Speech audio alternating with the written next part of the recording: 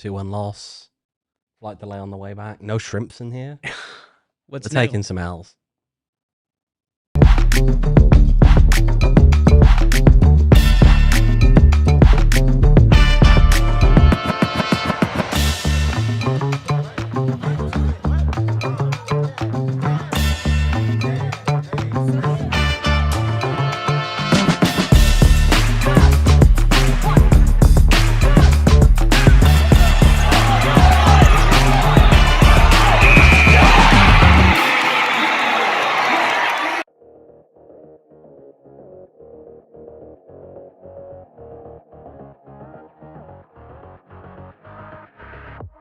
Hello.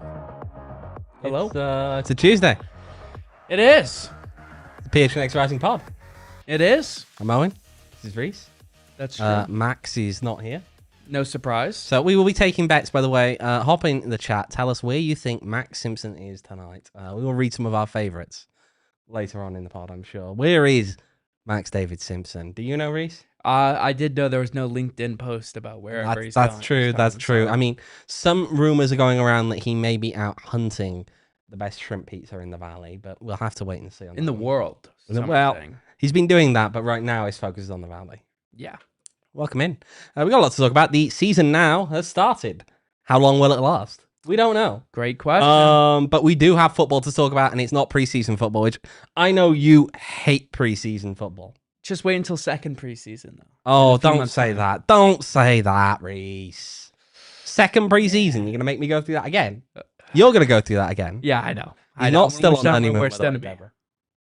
He's not still on honeymoon, so you need to have some better, more funny ideas on this one for where Max may be, and we will we'll come back to that later. Yeah, but we do have real football to talk about. Phoenix Rising playing San Antonio FC on the weekend, and Rising come away with a loss in that game. They go down early in the game, 6 minutes. Jorge Hernandez puts San Antonio on top. And then early in the second half, Crognali for San Antonio doubles it, makes it 2-0. JP Scearce gets one back from the penalty spot, but doesn't ultimately change the result here. So a 2-1 loss in San Antonio for the season opener. Reese, just give me the top level thoughts. The first half looked too much in a bad way, like some of the things we saw last year with the slow start.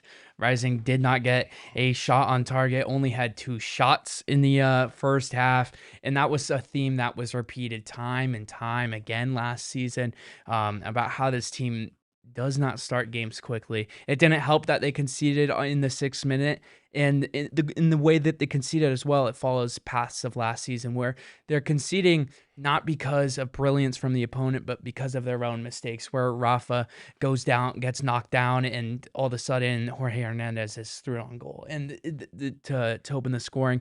And it's a frustrating start to the season in that sense.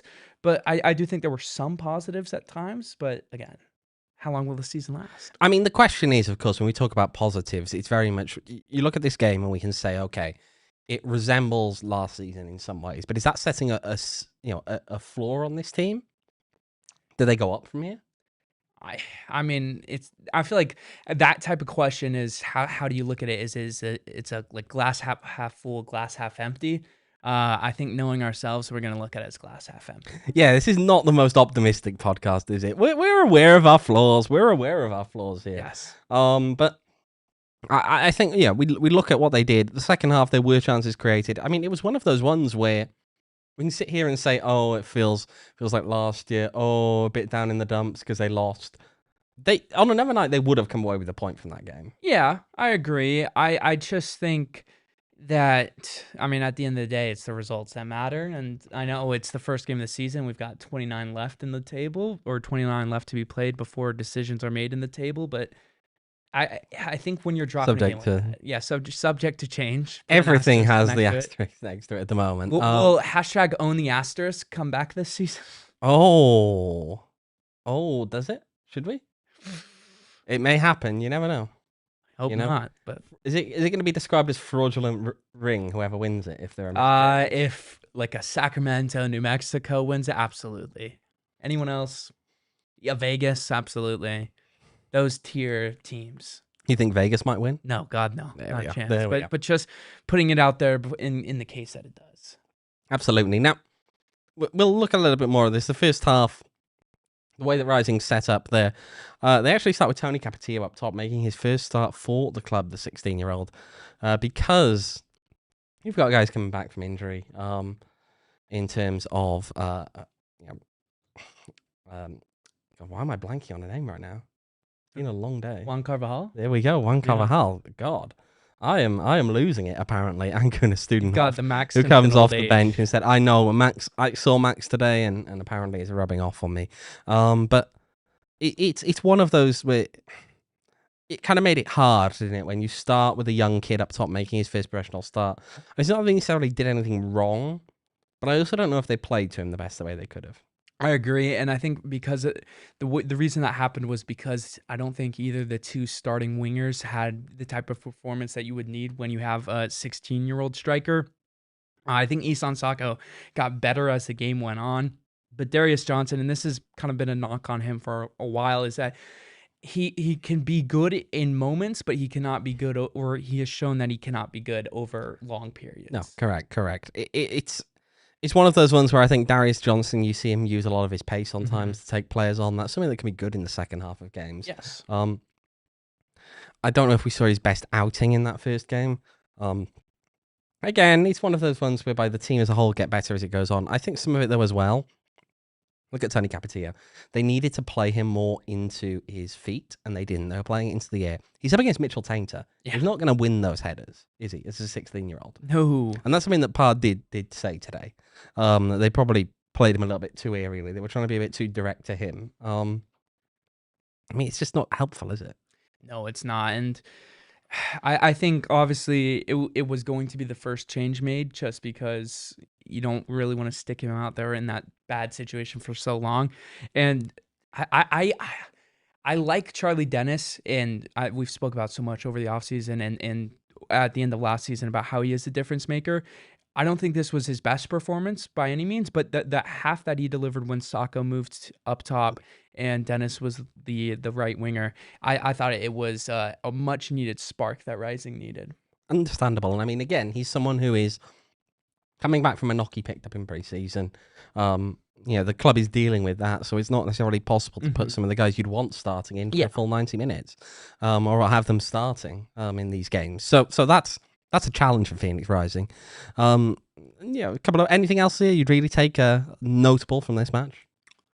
I think we've seen how the midfield is going to look at the start. I mean, obviously we haven't seen Diego Gomez in like a non-desperation situation just because he came on last 15 minutes of the game. But I think the first half the midfield did not deliver the way that I was hoping for. Again, Hope Avievu in that left channel, I don't think it quite got the best out of him. But also I felt that JP Scearce just wasn't getting enough touches as well and wasn't carrying it as much as he should have. But at the end of the day, the second half, they had a much more cohesive. It wasn't just night and day, but it was progress, a step in the right direction, which is good for this part of the season. But right, and I see the comment in there from James Wilson. The defense made mistakes. Now, if we take Parr, what he said today, he said he was quite happy overall with how they defended in the shape that they were playing in. That it was individual errors that were the difference here, and that is something they think they can cut out going down the line. Do you agree it's a step up? I agree, because you look at the stats. I mean, San Antonio were limited to only 2 shots on target. Their expected goals number was 0.43. The 2 goals came off mistakes from Rafa, where the first one, there's an argument for a foul that I don't think anyone should be arguing for, but people are going to because you see him fall to the ground. Soft. Absolutely. And especially for a player of his stats. Exactly. That's it too. Stronger in those moments. Should not be falling like that. And then the second goal, it isn't solely on him. The defense was all over the place when the ball was played through to Crognoli, which weird guy to score a goal like that. Was not expecting that from him. But it doesn't excuse the fact that the defense was just... You look at where Colin Smith was, you look at where Adrian Pelayo were, they were nowhere near any of the San Antonio players as well. Correct. Chituru Odunze, how do we feel? First game, obviously in goal, taking the spot from Patrick Rakowski in this first one. Par said today there's an element of gut feel that goes into some of the decisions on who starts in goal. How do we feel about Odunze's opening game? A little bit shaky. There was the moment where you and I were talking about this before, where he kicks the ball straight up in the air and then has to head it away. That was, I think, some of the biggest was the distribution at times. There were times when you'd see balls and you think, I don't know how I feel about that one. Yeah, I agree. And looked shaky dealing with the press. I think that was one thing that we were able to see in his very limited minutes in preseason, was that he doesn't seem to be the best passer in the world, doesn't seem to be the most confident with his feet. And again, compared to Rakowski, where Patrick Rakowski is not known for his feet at all, Patrick Rakowski looks a lot more safer of an option passing. The second goal, I don't think Odunze does the best on, but I feel like that could just be nitpicking as well. But then again, 6'7" should be in the way. Yeah, no, it's understandable. I mean, when you look at it, I think we can talk a bit about how direct they were, especially in the first half. And I wonder if some of that is just because of how, just how shaky in possession I think Odunze looked. It wasn't the most convincing, and so it kind of leads you to spraying some more long balls in those moments. It forces you to play more direct. It forces you to look to players making runs out wide or up top. Yeah. To try and get the ball, relieve the pressure on yourself that comes with the San Antonio press coming in. But B, also, I mean, we know that there's an element of them wanting, there to be a more direct style of play, perhaps, and that's been the ethos we've seen for a couple of years here. Realistically, since the departure of Danny Stone, that's been the direction we've seen this team trying to move in. I think even under Danny Stone, they wanted to be a little bit more, I guess dynamic is the word, instead of the slower possession-based style they played under Owain, even though it was successful. In the postseason, of course, not so much in the regular season. And that's kind of where it is. Anywhere else you'd pick up on from this opening game? I don't know. JP Scearce? Oh, yeah, JP Scearce scored the goal with the armband. I think I want to see a little bit more from him carrying the ball. I said that earlier. I don't think the passing in his role, it's not necessarily the biggest thing in the world, because he's not playing a lot of progressive passes, but that means he needs to carry the ball more as a result. And I think that's something that Rising should probably try to work on to be able to ease some of the buildup.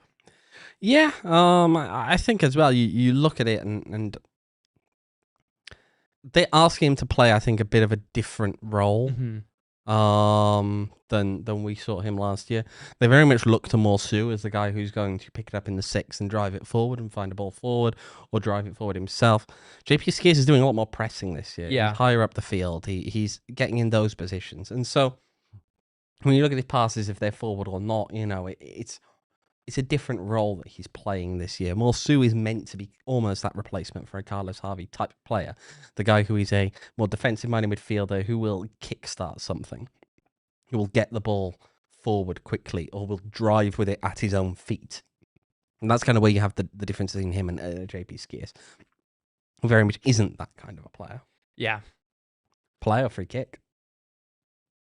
See Pelayo take a free kick in there? Oh yeah, that I've seen him do it in some of the Next Pro footage that I found on YouTube, but that was not his best effort. It wasn't, but it's interesting to see. Yeah. It's a different option on there when Charlie Nez presumably is not on the field. When someone else is a sub, should we talk about Jathan Irwin? Yeah. I mean, go ahead. The minutes obviously came on right at the end, but 15 or 16. I believe he's 15, but I'm not sure. 15, yeah. 15. As of January, by the way. Born in 2011. What were you doing in 2011? I don't want to think about it. I started kindergarten in 2011, so... That makes me feel old as well, though. Well. Are we old here? We're old, aren't we? Rees, why do you do this to I don't know. Well, I mean, hey, this kid was born in 2011. He wore shirt number 68. You think he asked for 67, and they were like, we're just not doing that. I just typed in major things that happened in 2011. I don't know if this is true, but if so, it is an explosive year. Wasn't that like wasn't there a tsunami that year in like Indonesia or something? Yeah, no, Yeah. that was the one in Remember it like it was Japan. yesterday. Oh, yeah. As well. So, the first Libyan civil war starts.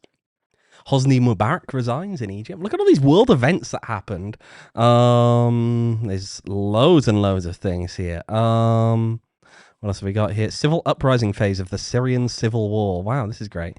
Yeah, 9.1 magnitude earthquake and subsequent tsunami in Japan. There is... I swear, there are more things here. Big PlayStation Network outage. Max wouldn't like us talking about that because it involves a brand. But Yeah, you Max got to find all the Simpson ones isn't related to here. companies. Let's see what else happened there because so many things happened. The royal wedding of Prince William and Kate Middleton. No one cares. What a day! The death of Osama bin Laden happened in 2011. And Minecraft was released. Really? Yeah. Oh my! We are getting through a lot of things here. What? Anything else interesting? Jathan Irwin's birthday.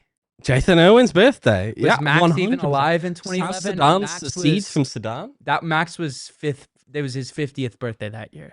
He's pretty old, to be fair, Max Simpson. So at least we're not as old as him. Yeah. Did Max show up to work in 2011? What do we think?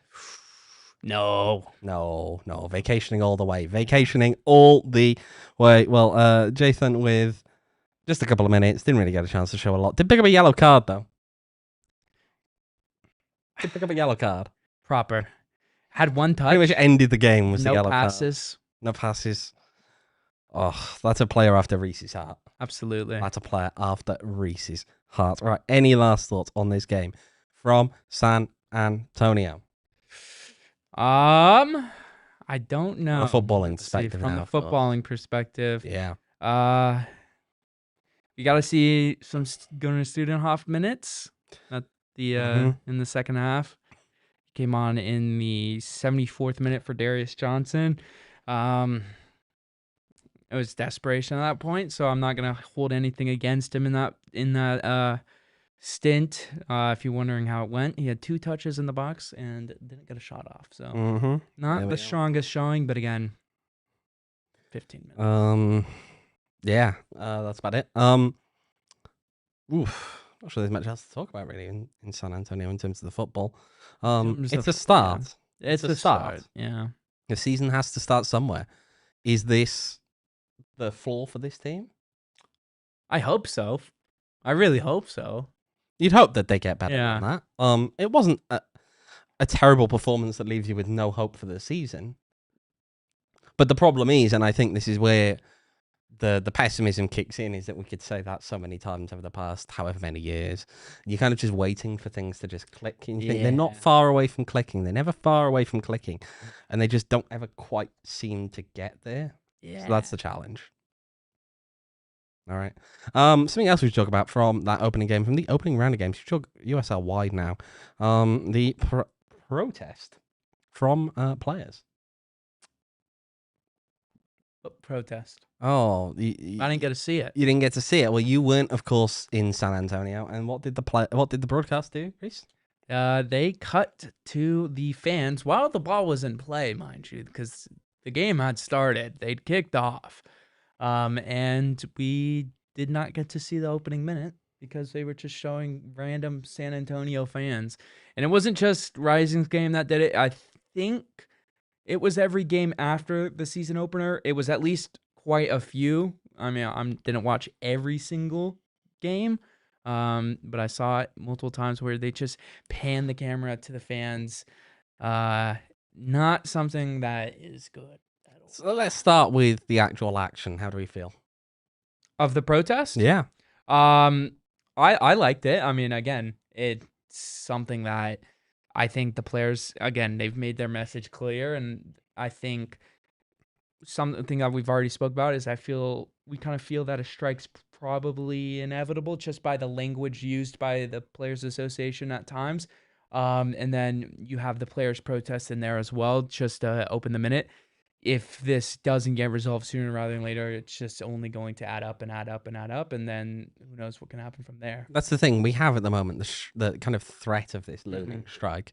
And I think we're all kind of looking at it and thinking, okay, this almost feels inevitable, right? These teams, the rhetoric is not calming down at any point. If anything, it's ramping up. USL entering the fray last week with comments of their own about the update on where the CBA negotiations are at and what they wanted to say on that one. The players putting out their own statements pretty much every day as we go. So I'm not sure that we're really getting to a point where this is calming down, and it feels more like a question of when, not if. Because the two sides almost aren't coming closer together from the way it's playing out publicly. Are they doing it behind the scenes? Maybe, but they don't seem to be doing it in terms of just the public perception of where they are at. It doesn't seem like they are getting closer in their negotiations. Now, the other bit to that, of course, and you touched on this, is the way that the league cut away from the protests when the games were taking place and when those protests were taking place. That, of course, is just the nature of broadcasting USL. They are ultimately league controlled, and feature a lot of people who are employed by the league or by people affiliated with the league, and teams also control broadcast to an extent as well. It's a very awkward one, isn't it? Because it feels as though we can kind of have the talk about, we know that they're not going to really go into it, but at the same time, it feels very just iffy to kind of ignore it and act like, especially as they often did, just say it's like, oh, kickoff is delayed. Yeah. Like, it's not really delayed. The ball is in play. Exactly. I think that's the thing that really, that stands out to me the most, is because the ball was in play. Like, I know they're just stood there, but it's not like they've walked off the pitch and they haven't started the game. The ball is in play. It counts towards the clock. And you don't, that's the thing. You don't add time on for that because the ball's in play. It's not a stoppage to where you added a stoppage time at the end of the game. And I just, like, I understand why the announcers weren't saying anything. That makes sense to me. But, like, from the USL standpoint, I feel like this is an adjective I can't even think of, just because it's cowardice, probably the word I'm looking for, just because you obviously are in this moment that is probably, this might be a little bit too far, but make or break for the league, just because the amount of attention that's been drawn to it, where the league is in stature, where it could be in the future, and you're just not even going to address it in the slightest. I mean, there are people, I don't think the casual USL fan really understands the depth of this USL PA battle. No, they don't. And I bumped into someone in the airport who was going away to Rex's game in San Antonio. He didn't even know it was going on. And I'm not shocked by that, because again, the USL has had 3 statements that really, I don't think, have made it clear what is going on. And then obviously nothing from the clubs, which again makes sense, but it's something that is so big, so chaotic. No one really knows. This is a moment where you could you could even go down like just the route of just telling people your side of it, even though I know that'd probably get the same wrath from us on this pod. But just ignoring it completely, it just feels absurd to me. It's a weird one, isn't it? I mean, we can look at the comments from USL that they've been putting out in statements themselves, and the broadcast just says nothing. And the way that I look at it is, if you were someone tuning in who didn't know about this, you're going to be confused. You're not going to get then an answer and what exactly is going on. And I don't even mean not getting the right answer. You're not getting any answer. You're being treated as though it's just whatever happens. And that's where, to me, it shows a problem. I mean, so much of this has been a discussion on the model of USL at large, and the way the league, for want of a better phrase, hoards the money. Well, it's true, though, right? Broadcast money goes to the league office. Expansion money goes to the league office. It's not distributed out to clubs. And that's a big thing. And so when we kind of talk about that, I also feel there's a question on just the model of the way that sports broadcasting works sometimes. And it isn't just a USL thing. It is a broader thing. But when you have these broadcasts that are controlled by teams and leagues, they, in the good times, can put out really good content. They can they can come off well is that when you come up with something big like this, right, whereby this is the story and it's just something that they can't touch upon, it kind of shatters the illusion, right? The illusion that these are kind of out here telling you what's going on. It shows them up to be the public relations that they are. And that's not the fault necessarily of the people who are doing this for work, right? That's their job. That's what they're employed to do. Their boss is telling them what to say and what not to say on this situation. However, it does get to that point of kind of undermining sometimes, I think, the credibility of these league sources and team sources in terms of what they say, because it makes it so obvious, right? If you look really closely, you'll see there's obviously going to be some extent of a league or team spin, probably most of the time, right? It's minor, it's there, it's bubbling away. But when you have something major like this, it kind of just is in your face, and you can't ignore it. Yeah, and I think, with the broadcast not even mentioning it, at halftime of every single game, they played this 3-minute long video from one of the guys at USL League office talking about how big of a year this is for USL, where they mentioned the 2 USL championship expansion sides, Brooklyn and Sporting Jacks, and the 5 sides joining League One, the future of those, of the expansion, future sides going to join the league after this season.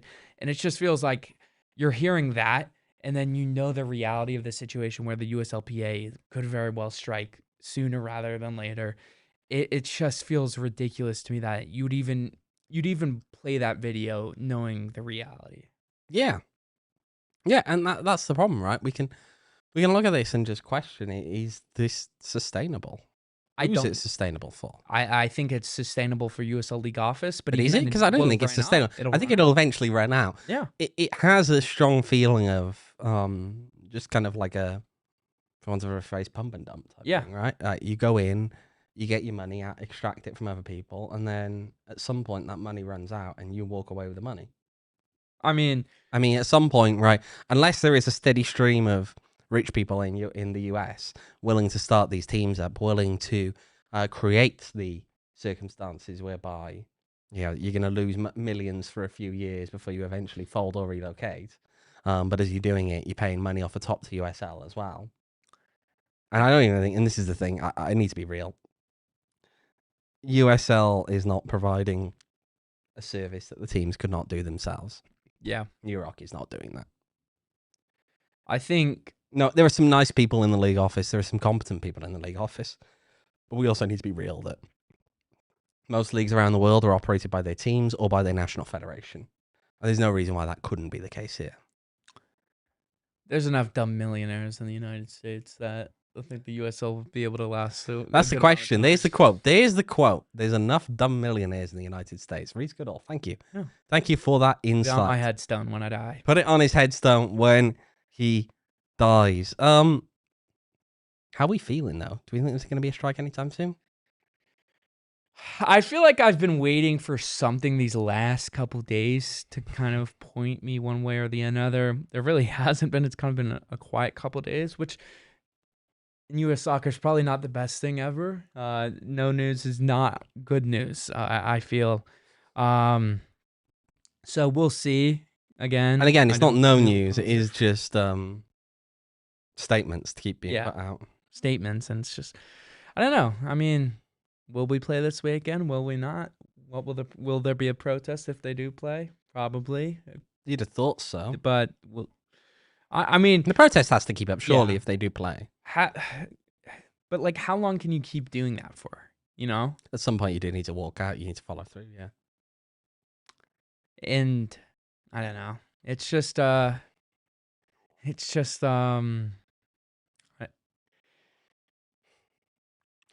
Thank you, Red Thomas, in the in the chat there.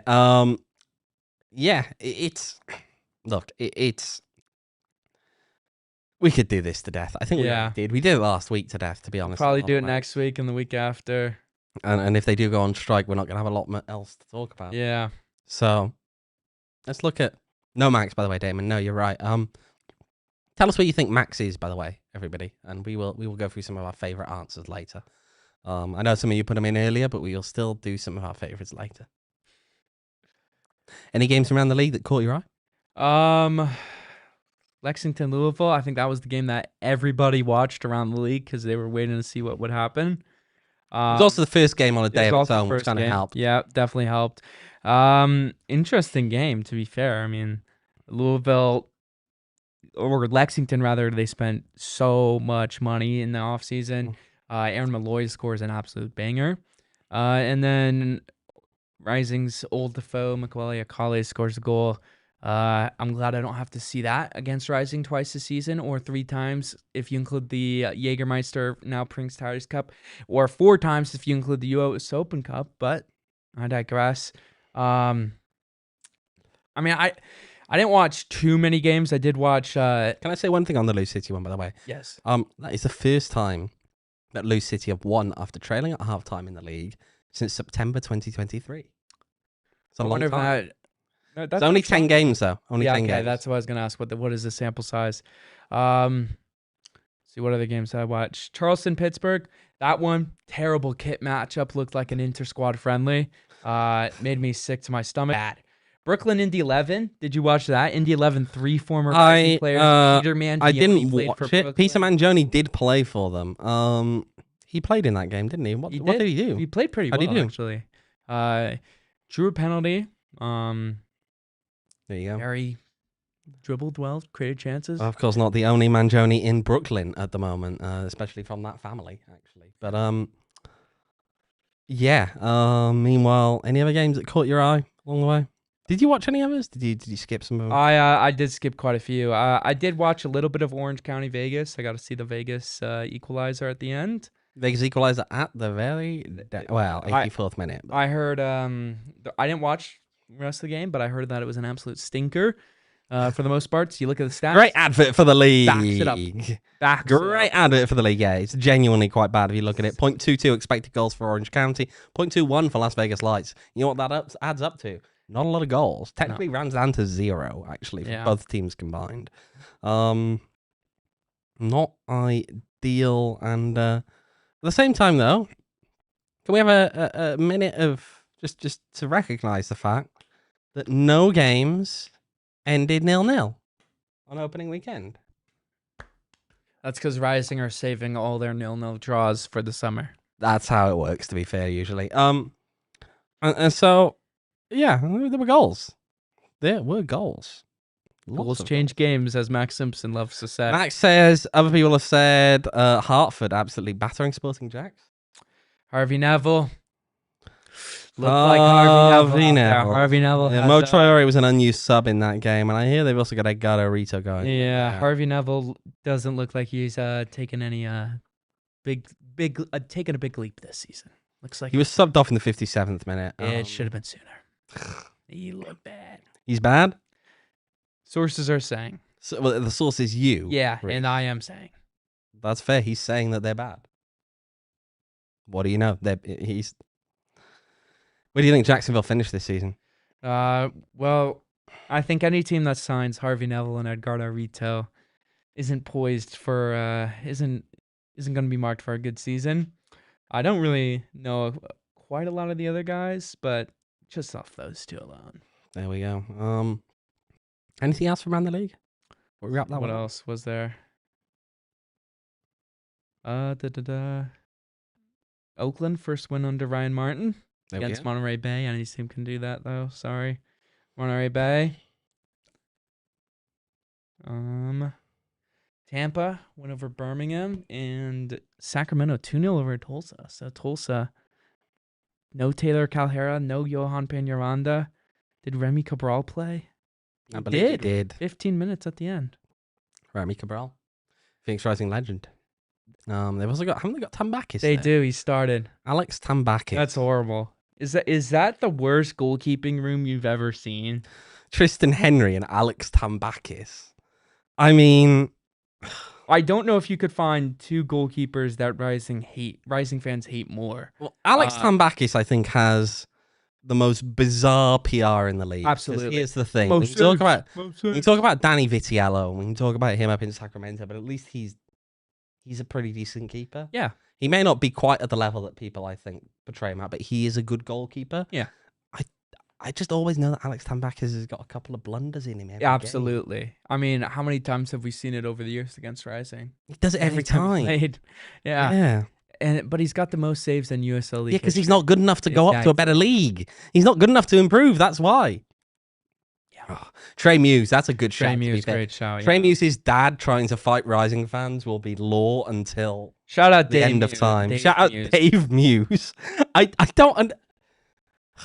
You just look at where this club has taken us. We had Dave Muse, the father of a goalkeeper. Where is Trey Muse playing now? Portland. The father of Trey Muse trying to fight Unused Rising substitute. fans on Twitter. Unused substitute. What a shame. Yeah.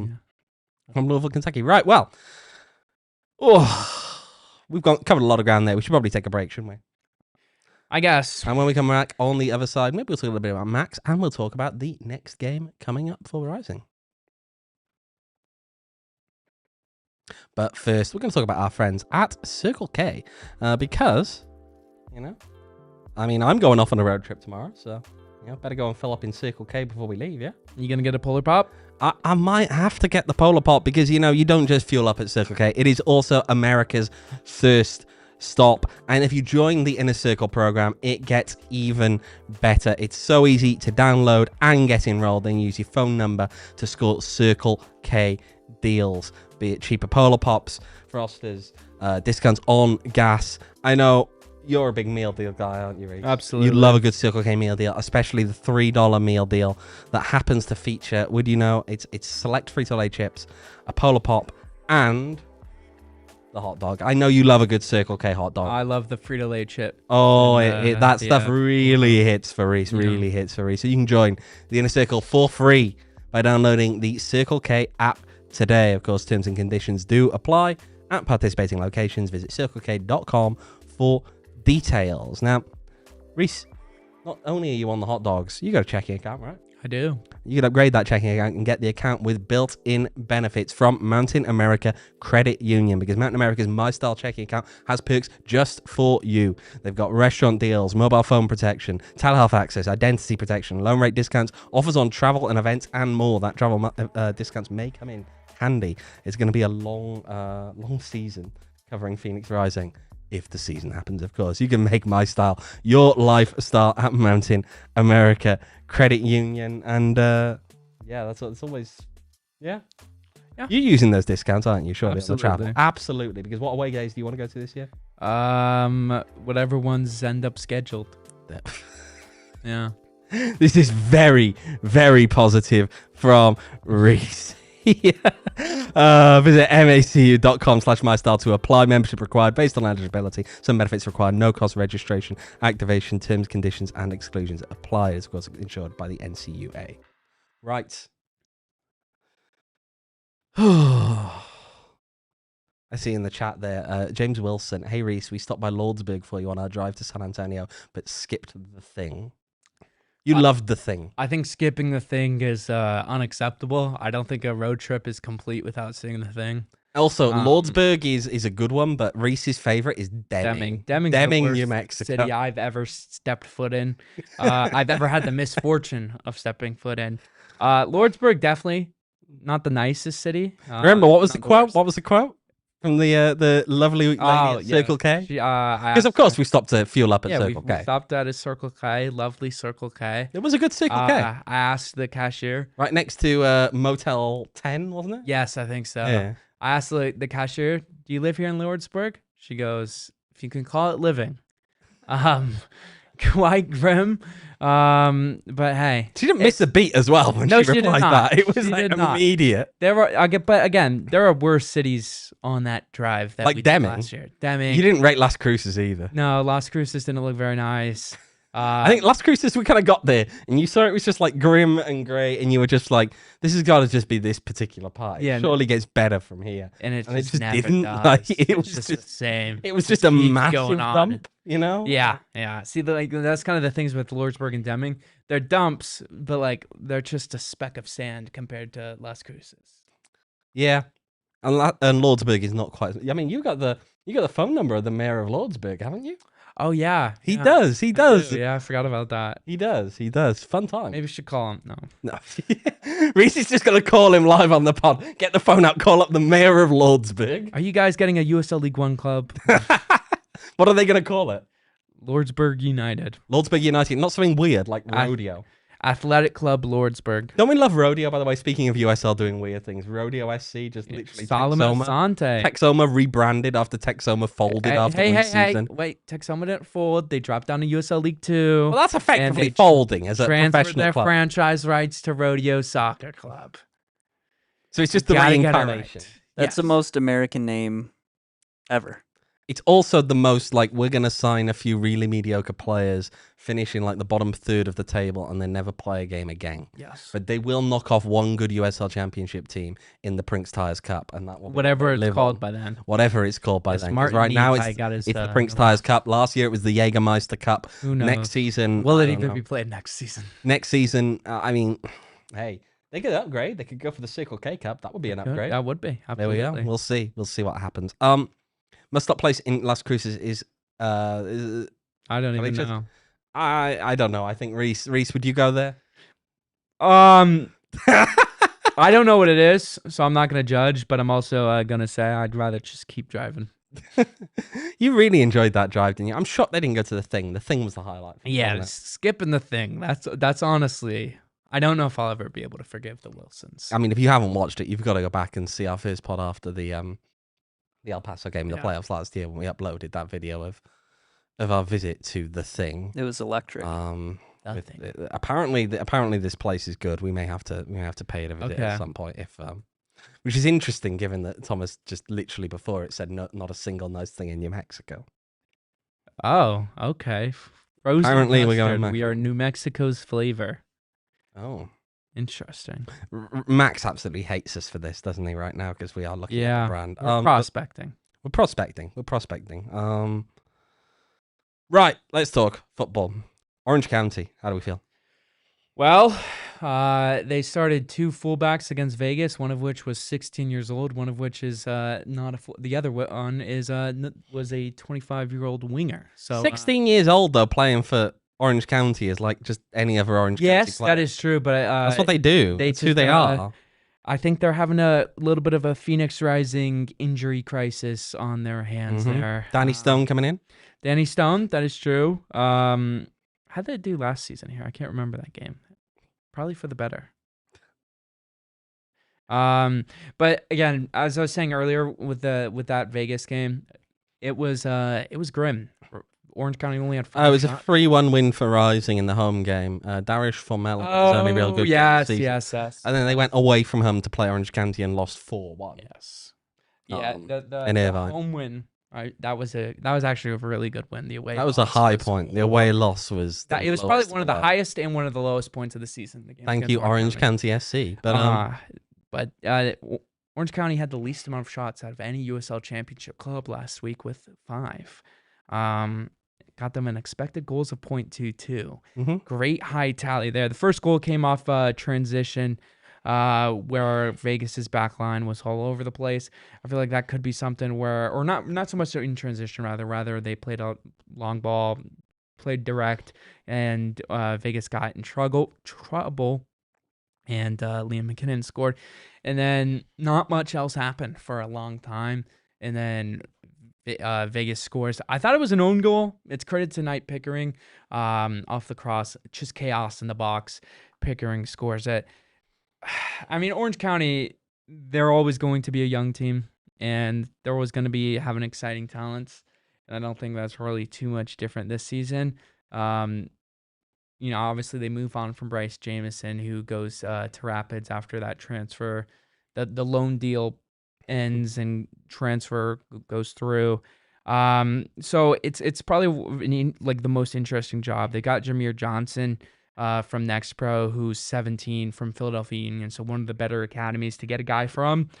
But again, when there's so much youth so early in the season, it's hard to really make what this team's going to look like. And yeah, some of the older guys were coming off the bench in this one, right? You got Ethan Zubak, who I mean, I say old, he's 27. Yeah. But he's relative here. He's scored 11 goals in both the past 2 seasons. He's someone you'd think, they need to play well, to do well. Kevin Partida now by Orange County standards at 31. He is old. He is old. 1868. Here we go. Obligatory Reno reference for Max Simpson, who would have said that if he was.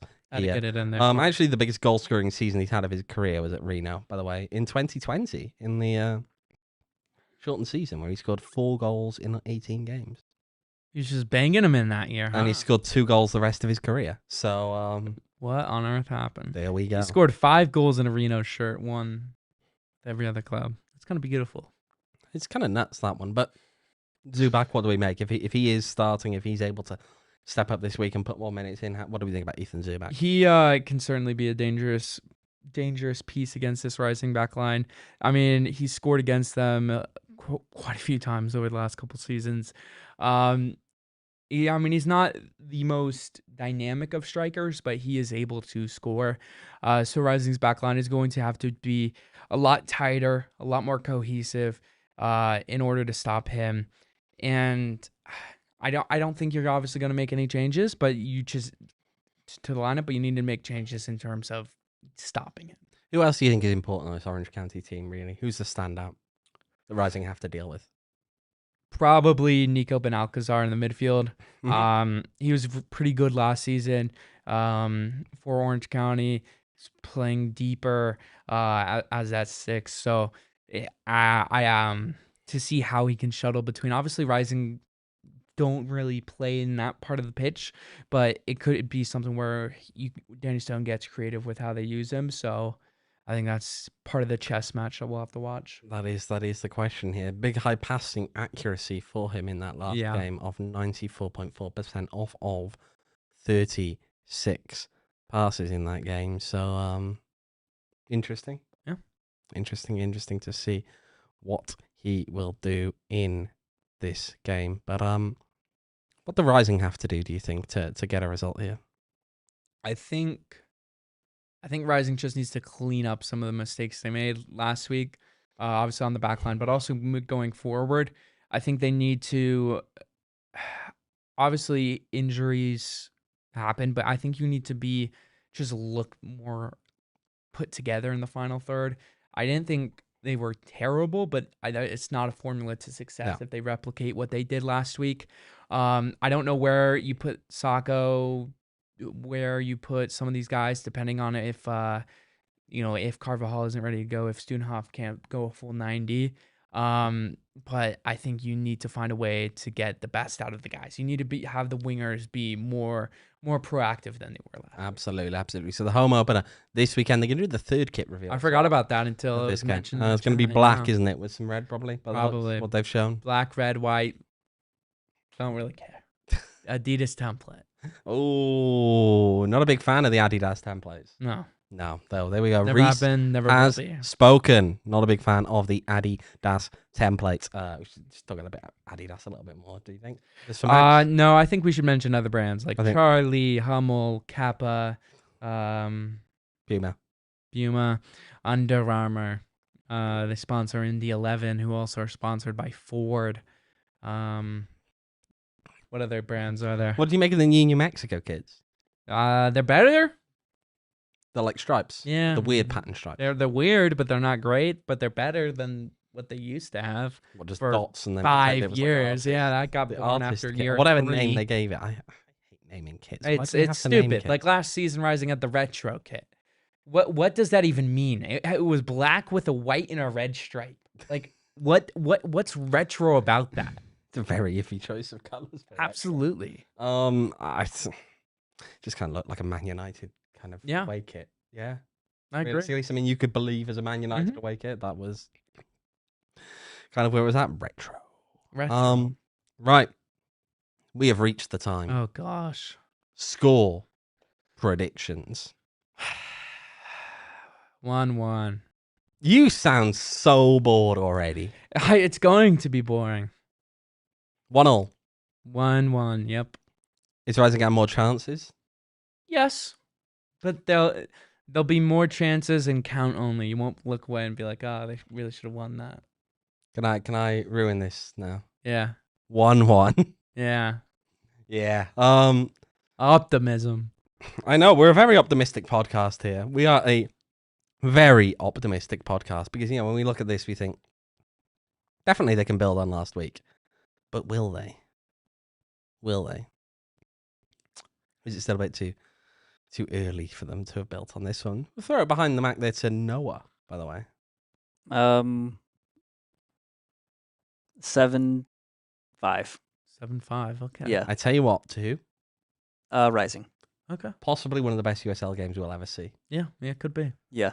And yet very, Won't very be the best game of unlikely. football we'll ever see because we all watched Tottenham today. Oh, yeah, I know you love a good bit of a Tottenham pasting. Shout out to the chat, by the way. 2-1 Rising win, says Thomas. 2-1 Rising, says Amanda. 2-1 Rising, says Deborah. Well, there's a lot of positivity here. A lot of 2-1s too. Yeah. We'll see. We'll see about that one. Yeah. It'll be an interesting weekend ahead, I feel. 2-1 Rising win. Everyone's going 2-1 except us. Sacco and Hope score. What do you think? Give me a Charlie goal. Charlie. Yeah. Yeah, it's easy to back Charlie. Yeah. Oh, any other games got your eye this weekend, Reese? This could be bad. Haven't looked. He hasn't even looked. Idea what's happening this weekend around the To be league. fair, neither do the rest of us. The games could be on, the games could be off. Exactly. Loudoun, Pittsburgh at noon Saturday. That sounds awesome. That might just be better than Birmingham, Hartford tomorrow at 9 a.m. Oh, you're not getting up at 9 a.m. to watch Hartford? Absolutely not. I don't wake Birmingham up until Legion. 10:30. I'm not waking up early to watch Birmingham, Hartford. That sounds. You don't wake up miserable. until when, Reese? 10:30. Oh, see, these students, all right, slacking over here. Slacking. Yeah. Let's see what else. 10:30 is insane. No, it absolutely is. Every time I wake up and by the time I get out of the shower, it's like 11. I feel terrible about myself. It makes me feel awful. Just do like 9:30. I try, but it's too early for me. You can. But it's not too early if Birmingham Legion are playing Hartford Athletic. That sounds awful. In the thriller of the USL Championship season, in front of about 10 people. That's going to be scenes. Do we think there's going to be 10 people? I mean, I would imagine that at least some of the players have families. That is true. There we go. And they get the day off work. Well, potentially. That's the thing. Did the kids have again, you're just asking, does some, not all, if it's 10 people, there's 22 players starting the game. Maybe the babysitter takes the kids. There we go. How's the babysitter available? It's noon on a Wednesday. They're watching the kids. I guess. Spring break? Yeah, I didn't think about that. Maybe there'll be some college kids just drinking away. The 12 college kids in the stands are going to never come back to that place yet. Let's see, what's the weather in Depends Birmingham? on the price of the beer. It's interesting. When I went to Birmingham Legion when Rising played there in 2023, it was Easter Sunday and the streets were dead. Like, there was nobody on the streets. Like, it was a ghost town in the day. 77 degrees at kickoff with light rain. That sounds grim. I am glad I'm not there. 70% humidity. Utterly miserable. I am glad I'm not there. Yeah. Well, don't you want to go there, Reese? We'll get you in. I'll shoot an email over to Birmingham Legion now. At noon on a Wednesday. The red eye you across. Would you go? Like, you're just sweating, miserable. Well, don't forget, Rising's got an afternoon game coming up as well. It's at 3, though, so it's like... But that's arguably worse for kickoff time. It's hot. The hottest part of the day is usually... That's true. But at least... By the game time... no, sun doesn't set till so late here, does it? No. I forgot where we live for a second. You forgot where we live. Yeah. I mean, come on, Reese. This could be very, very hot. Then again, that game might not be played, so who knows? Maybe they'll spare us. Maybe they'll spare us. At the moment... On that day, don't you dare! At the moment, my laptop is predicting 101 degrees Fahrenheit, as the high on that day. I am City of going Phoenix. back David Simpson that day. I am going as far away from Phoenix, Arizona as possible. Reese, just going to Sky. I understand it. Any last thoughts as we draw towards a close now on this lovely pod? We haven't spoken about some of the things here that people have said about Max, where he might be. I saw some comments there about shrimp pizza further up. If we go all the way back up to the top, let's have a look. What were some of the comments there? A little bit further down, a little bit further down. Let's see. Eating shrimp Still on honeymoon? pizza. No. Eating shrimp pizza. He's in bed recovering from his vacation. Spying on the CBA negotiations, trying to get us answers. Good shout. Good shout. Good shout. We'll see. I noticed we didn't address James Wilson's point there of the JP pure defensive mid really doesn't push forward, or would you rather have more Sue pushing it forward? I think I understand the role that he's playing right now. I think it kind of makes sense for him, given the people around him. I think Musu is always going to be the guy driving it forward. For JP, you kind of want to take him out of the immediate build out of the back. Yeah? I agree. That's still cold, says Thomas. We're playing in the daytime. Deborah says hottest March they're predicting. Cloud cover 0% in the afternoon. What are we talking about here? I can't wait for the first pod after that, which is How many bright water red. breaks are we getting in that game? 90. The record, by the way, is 97 Fahrenheit for that day, by the way, and it's going to be 101 is the current forecast. Awesome. Record breaker. How do you feel, Rees? Misery? I feel like I am putting aloe onto my sunburns already. There we go. It's fair. That's fair. Right, well, that's drawing us over towards this close here now. Do you want to have a quick laugh at Tottenham? I know you'll have a good laugh at Spurs. I mean, Tell me about Tottenham Hotspur, Rees. Tottenham Hotspur, the gift that keeps on giving. The real question here, and I say this, if you look at the last three managers that they've had, right, between Igor, between Ange and Thomas Frank, who are you taking? Big Ange? Probably, but What a collapse. 5-2 lost to Atletico Madrid, but 3-0 down first 15 minutes. Took off the keeper. The best thing I've ever seen in my life. I could not stop laughing. It was better than any comedy program I've ever watched. I'll tell you. 17 minutes into it, you sub the goalkeeper. I've never seen FOTMOB ratings this low, which, as we all know, FOTMOB ratings are the superior way to tell if a player had a good game. Thank you, Lawrence White. Thank you, Lawrence White. Who insisted he should have been team of the season. 2.8 because of his. in 17 minutes. How do you get 2.8 as a goalkeeper? 2.8. How many goals did he concede? 3, 2 errors leading to goal. He effectively played the ball to... He slipped once while playing the ball, and then Atletico immediately scored. The second goal, Mickey Van de Ven, Mickey Mouse, as some say, slipped, and then Atletico scored. And then the third Careful, one... don't go saying Mickey Mouse now. You'll get, that is sued by a certain corporation. what corporation? We don't know. We're not going to mention them by name on this program. We do give free ads. We do, but we're not doing this. And then the third one, keeper just has an absolute... night. 5-2. Oh. Best hate watch ever. Absolutely. Absolutely. Oh dear. It'll be even better this weekend when Liverpool thrash them at Anfield. Real Liverpool support from you? Yeah, Who are but you taking tomorrow, by the way? In the Champions League. Leverkusen, Arsenal, obviously. Arsenal, hopefully. Pray to God. Mm-hmm. That'd be a disaster. PSG, Chelsea. Of course, he's your first leg. There can be draws. Yeah. I was talking to Damon Dog, Chelsea fan of The Office. We're going PSG. But a glimpse. Sporting. But a glimpse. Oh. Why not? Quarter-finalist, but a glimpse. Exactly. Real Madrid, Man City. In Madrid, of course. In Madrid. 90 minutes in the Bernabeu is a long time. But we're going to City. There we go. Right, well. That'll about wrap us up here. It's been the PHNX Rising podcast on a Tuesday. On a Tuesday. We have done things. We have spoken about things. And we have not had Max Simpson here. That's a given. That is a given, to be fair. Well, Rees, tell the people about your Twitter handle. Follow me at Rees Goodall.